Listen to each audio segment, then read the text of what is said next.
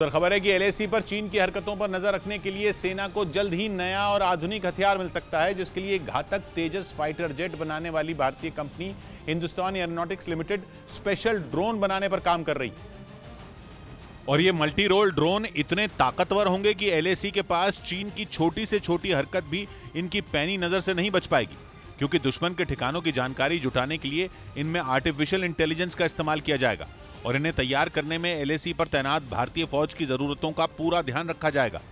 HAL ने अगले साल मई या जून तक इन ड्रोन को टेस्ट फ्लाइट के लिए तैयार करने का टारगेट तय किया है।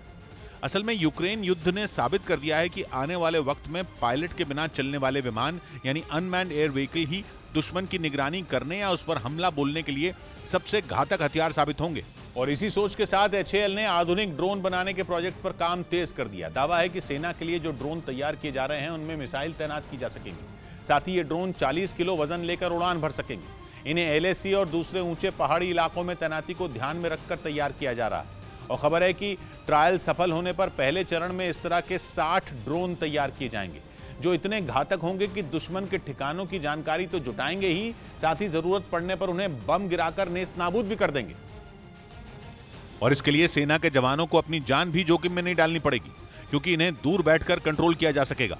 मकसद यह होगा कि अगर टारगेट किसी खतरे वाली जगह पर है या दुश्मन की जमीन पर है तो फाइटर जेट को जाने की जरूरत नहीं होगी।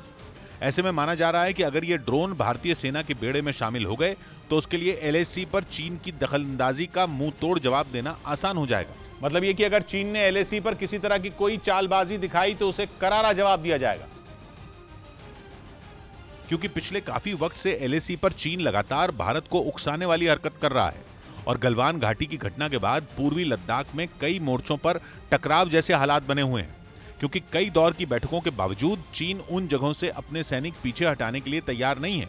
और पिछले दिनों उसने अक्साई चिन में एक बड़ा सैन्य अभ्यास भी किया, जिसमें उसने अपने सैनिकों को ऊंचाई वाले इलाकों में युद्ध लड़ने की ट्रेनिंग दी थी।